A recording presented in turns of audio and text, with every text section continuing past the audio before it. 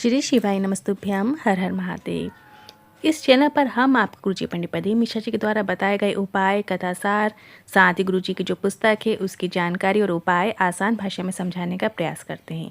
आज का वीडियो थोड़ा इंटरेस्टिंग होने वाला है क्योंकि नया साल आने वाला है और नए साल की शुरुआत हम कैसे करें और ताकि पूरा वर्ष भर हमारा सुख शांति से व्यतीत हो सके, घर में क्लेश ना हो, आपका खुद का सकारात्मक प्रभाव लोगों को प्रभावित करे। इस तरीके से आपको क्या नियम बनाते हुए चलना है ताकि वर्ष भर आपका शांतिमय निकले और सुख समृद्धि आपको देखने को मिले, आज के इस वीडियो में हम जानेंगे। साथ ही 31 तारीख को एकादशी का व्रत रखेंगे हम सभी और उसमें हम क्या उपाय कर सकते हैं, व्रत का पालन कैसे करें, वो सभी जानकारी आज के इस वीडियो में आपको प्राप्त होगी। साथ ही 1 जनवरी को हम क्या नियम बनाएं, साथ ही 1 जनवरी को प्रदोष का दिन है और भोले बाबा के प्रदोष के दिन से ही इस वर्ष की शुरुआत हो रही है, तो आप क्या नियम बनाएं, सभी नियम और जानकारी आज के इस वीडियो में आपको प्राप्त होगी।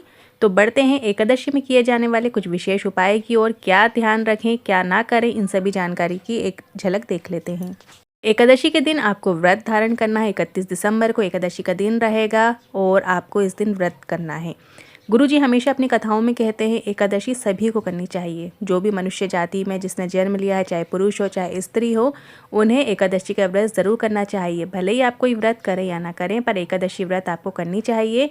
चाहे कृष्ण पक्ष की एकादशी हो चाहे शुक्ल पक्ष की एकादशी हो, दोनों ही पक्ष की एकादशी आपको करना चाहिए।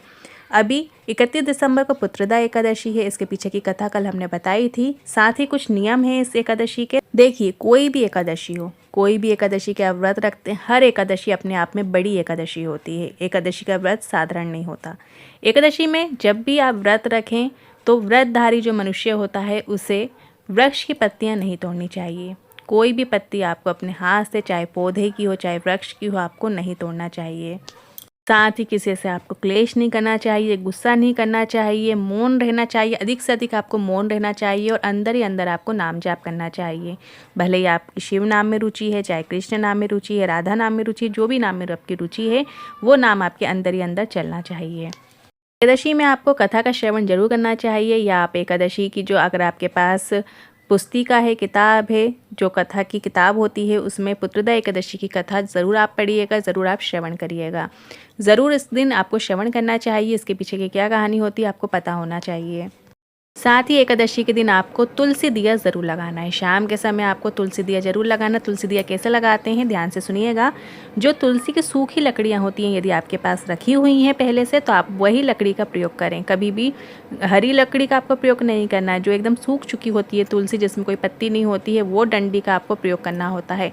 तो उस डंडी में आपको आटी या मोली लपेटनी होती है और उसे घी में डुबोकर श्री हरि विष्णु के सामने आपको वो दिया प्रज्वलित करना होता है। जब आप दिया प्रज्वलित करें तो ओम नमो भगवते वासुदेवाय मंत्र का स्मरण भी कर सकते हैं। श्री हरि विष्णु का स्मरण करके उन्हीं की प्रतिमा के सामने आपको उसकी आरती कर वो दीप वहीं पे आपको रखना है। अनंत गुना फल देने वाला ये दिया होता है, तो आप शाम के समय जरूर ये दिया प्रज्वलित कर सकते हैं। एकादशी के दिन आप निराहार रहें, मतलब आपको अन्न नहीं खाना है। इस दिन जो व्रत नहीं भी करते हैं उन्हें भी चावल नहीं खाना है, इस बात का भी आपको ध्यान रखना। अब इससे जुड़े कुछ उपाय भी हैं जो गुरुजी पंडित प्रदीप मिश्रा जी ने बताए हैं, जो भोलेनाथ के मंदिर में किए जाते हैं। वो उपाय की एक झलक देख लेते हैं। अगर घर में धन संपदा की कमी है या नौकरी व्यापार आपका ठीक से नहीं चल रहा है या कोई विशेष मनोकामना है, तो कल के दिन 31 दिसंबर के दिन आपको ये विशेष उपाय करना है। आपको इस उपाय को करने के लिए 7 बेलपत्र की आवश्यकता होगी और 1 कलश जल की आवश्यकता होगी, जिसमें कुछ बूंद गंगा जल आप डाल सकते हैं और 7 बेलपत्री आप उस कलश के अंदर डुबो लीजिए। जब आप भोलेनाथ के मंदिर जाएँ तो जो कलश का गंगा जल है वो आपको सबसे पहले नंदी जी के जो उठा हुआ चरण होता है उसमें अर्पित कर देना है। पूरा गंगा जल आपको नंदी के उठे हुए चरण पे आपको अर्पित कर देना है। अब कलश में जो 7 बेलपत्र बची हैं उनको एक एक करते हुए श्री शिवाय नमस्तुभ्यम बोलते हुए शिवलिंग के ऊपर आपको अर्पित कर देना है।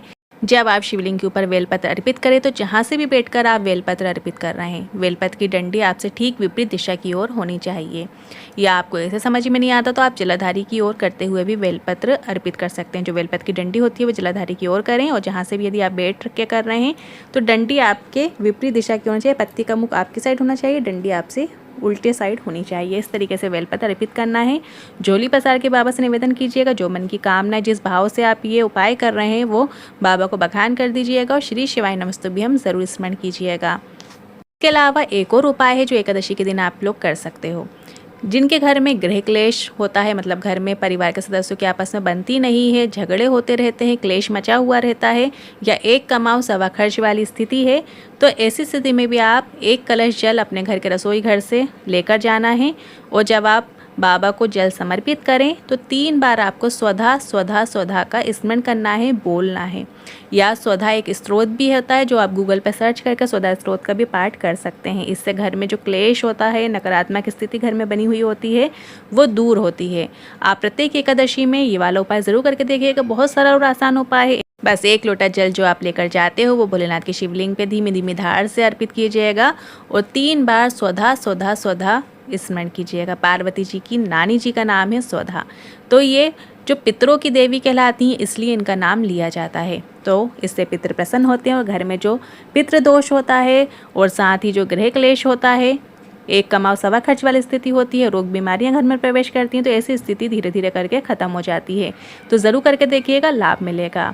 अब बढ़ते हैं हमारे मेन टॉपिक पे, जो है 2026 का पहला दिन, वर्ष का पहला दिन। हमारे आने वाला साल हम ये नियम बनाएंगे, किसी को हमारी वाणी से, हमारे द्वारा किए गए कृत्य से दुख ना पहुँचे, इसका एक नियम बनाना है आपको। और हमारे द्वारा सभी को सुख मिले, किसी से सुख लेने की आप इच्छा ना करें, हमेशा दूसरों को सुख देने की इच्छा करें। ये मन में आप ऐसा विचार करके रखिए, ऐसी धारणा बना लीजिए। आप ये मत सोचिए कि ये हमारे लिए ये करे, वो हमारे लिए ये करे, ऐसा आपको नहीं सोचना है। हमेशा हमेशा परहित सोचना है, आपको दूसरों को सुख देने के लिए ही सोचना है। जिसके मन में ये भाव आ जाता है कि हमारे द्वारा दूसरों को सुख पहुँचे, दूसरों को हमारे द्वारा कष्ट ना पहुँचे, फिर वो भगवान का प्रेमी जन हो जाता है। भगवान की उस पर विशेष कृपा होती है, भगवान की उस पर विशेष दृष्टि होती है। तो अब 1 जनवरी 2026 साल का पहला दिन है, तो आपको क्या नियम बना लेना है ये सुन लीजिए। प्रदोष का दिन है, भगवान भोलेनाथ का प्रदोष का दिन है, तो इस दिन आप क्या उपाय कर सकते हैं। अगर घर में धन संपदा आप चाहते हो, घर में किसी भी चीज़ की कमी ना रहे, आपके भंडार भरे रहें, भगवान शंकर की आप पे विशेष कृपा हो, तो आपको 1 जनवरी से ये नियम बना लेना है। प्रदोष के दिन से, प्रदोष काल से आपको 2 दिए बनाना है। एक गोल बाती का घी का दिया बनाना है और एक लंबी बाती का दिया बना लेना है, घी का दिया। और एक और दिया आपको गोल बाती का और एक लंबी बाती का, मतलब आपको 4 दिए बनाना है। 2 गोल बाती के दिए बनाना है, 2 लंबी बाती के घी के दिए बनाना है। उसमें थोड़ा, भले ही आप थोड़ा थोड़ा घी डालें, पर आप बनाए जरूर और करें जरूर। प्रदोष काल के समय जब सूरज ढल रहा होता है, हल्का उजाला हल्का अंधेरा होता है, उस बीच में आपको ये 4 दिए अपने घर से लेकर जाना है। और भोलेनाथ के मंदिर में आपको ये शिव शक्ति के निमित्त एक गोल बाती का और एक लंबी बाती का घी का दिया आपको प्रज्वलित करना है। शिव शक्ति के निमित्त आप भोलेनाथ के मंदिर में ये दिया प्रज्वलित करें, एक गोल बाती का जैसा कि आप वीडियो में देख सकते हैं और एक लंबी बाती का। ये 2 दिया आपको प्रज्वलित करना है। अब आपने तो 4 दिए बनाए हैं, तो जो बाकी के 2 दिए हैं, एक गोल बाती एक लंबी बाती का, उन दोनों दियों को आपको बेलपत्री के वृक्ष के नीचे जाकर प्रज्वलित करना है। एक गोल बाती का और एक लंबी बाती का। पहले आप गोल बाती का दिया प्रज्वलित करें, फिर लंबी बाती का दिया प्रज्वलित करें। इस तरीके से दोनों दिए आपको बेलपत्री के वृक्ष के नीचे प्रज्वलित करना है। एक भोलेनाथ के मंदिर में और एक आपको बेलपत्री के वृक्ष के नीचे प्रज्वलित करना है। करके ज़रूर देखिएगा, नियम बना लीजिएगा, रोज़ आपको करना है। यदि आप अपने दिन अच्छे चाहते हैं, अपनी जो किस्मत है आपने सब जगह आजमा ली, पर ये आप शुरुआत करके देखिए, आपको ना फ़र्क दिखे तो कहना।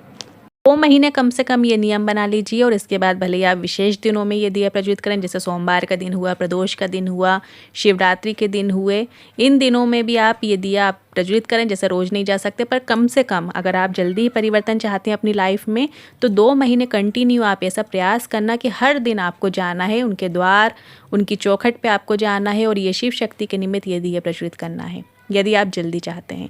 वरना आप जो विशेष दिन है, विशेष तिथियां हैं, तो उनमें भी आप ज़रूर जाके प्रज्वलित करें। गुरुजी ने यहाँ तक कहा है कि जो आप बाबा से मांगोगे भी नहीं, वो भी बाबा आपको प्रदान करेंगे, यदि 2 महीने आप ऐसा नियम बना लेते हैं। प्रदोष के दिन, प्रदोष काल में आपको ये दिया प्रज्वलित करना है, बहुत ही अच्छा है। और साल का पहला दिन है, 2026 का पहला दिन है, तो ये आप ज़रूर कीजिएगा। प्रदोष के दिन से इसकी शुरुआत कीजिएगा।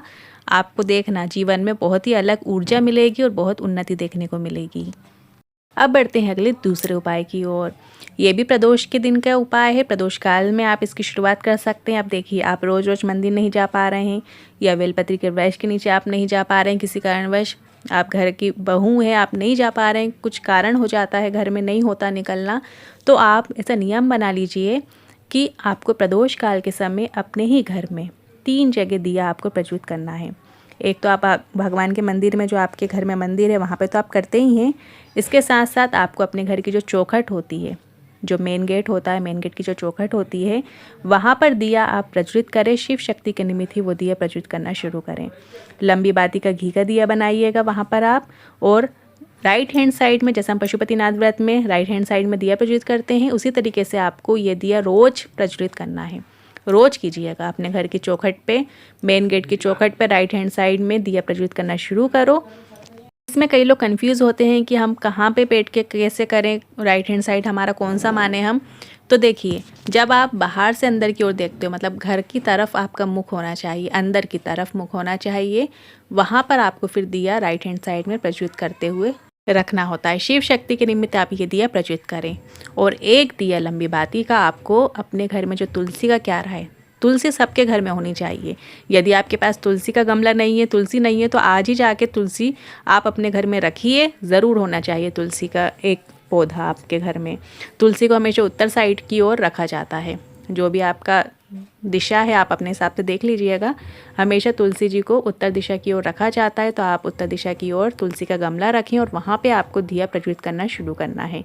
तुलसी जी के क्यारे के सामने करना है। कई लोग गमले के अंदर रख देते हैं, मतलब जो जड़ होती है, मिट्टी होती है, उसके ऊपर ही कई लोग दिया रख देते हैं, तो वहाँ पे दिया नहीं रखना है। दिए की जो तुलसी जी को लगती है, तुलसी जी की पत्तियाँ जो होती हैं उनको आँच लगती है, ऐसा आपको बिल्कुल भी नहीं करना है। हमेशा दिया उनके सम्मुख में रखिए, सामने रखिए, थोड़ा दूरी पे रखिए। तुलसी जी उसे स्वीकार करती हैं। ऐसा नहीं कि आप गमले के अंदर रखोगे तब तुलसी जी मानेंगे कि हाँ हमें दिया लगाया है, ऐसा नहीं है। आप उनके सम्मुख में सामने साइड रखिए, थोड़ी दूरी पे रखिए। वहाँ पे आप लंबी बाती का घी का दिया आप तुलसी क्यारे के सामने आप रखिए और प्रज्वलित कीजिए। जय माँ तुलसी का स्मरण करते हुए वो दिया आप प्रज्वलित कीजिएगा। तुलसी जी अपने घर में होनी ही चाहिए। इससे हमारे घर में बहुत ज़्यादा बरकत देखने को मिलती है, धन संबंध अपने घर में रहती है। और जो आने वाली जो बाधा आती है, मुसीबतें अपने घर में आने वाली होती हैं, वो तुलसी मैया जो हैं वो पहले से ही उसे रोक देती हैं, हटा देती हैं, तो हम पर वो मुसीबत नहीं आती है। तो तुलसी का क्यारा हर एक घर में होना चाहिए। और तुलसी में दिया आपको रोज़ शाम के समय प्रज्वलित करना होता है, और सुबह के समय आप उन्हें जल अर्पित करें। इस तरीके से भी आप ये नियम बना के रखें। तुलसा महारानी की कोई ज़्यादा विशेष सेवा नहीं है, बस सुबह के समय आप जल अर्पित कर दें, शाम के समय आप एक घी का दिया बना दें। तुलसा महारानी इसी में प्रसन्न हो जाती है और हमारे घर में उनकी विशेष कृपा होनी ही चाहिए, तभी हमारा घर पूरा संपन्न रहता है, हर चीज़ से भरपूर रहता है। तो ज़रूर आप ये नियम बनाना शुरू करें। ये नियम हमने बताए, आप ये नए साल से शुरुआत कीजिए। देखिए आपके जीवन में ज़रूर इसका असर और प्रभाव देखने को मिलेगा। और नाम जाप ज़रूर कीजिए। खाली टाइम में बैठे हैं, शिव नाम आपके मुंह पे रहना ही चाहिए, अंदर ही अंदर आपका चलना चाहिए। इससे भी जीवन में बहुत अधिक सुधार देखने को मिलता है। और साथ साथ आप ये सत्कर्म करेंगे, फिर तो जीवन का बहुत आनंद हो जाएगा। तो इस तरीके से आप ये चीज़ें कीजिए। और आज की वीडियो से संबंधित यदि मन में कोई सवाल आते हैं, क्वेश्चन आते हैं, तो कमेंट के जरिए पूछ सकते हैं। हम सारे सवालों का आपको आंसर देंगे। चाहे हमारा आपका नया साल मंगलमय हो। हर हर महादेव। श्री शिवाय नमस्तुभ्यम।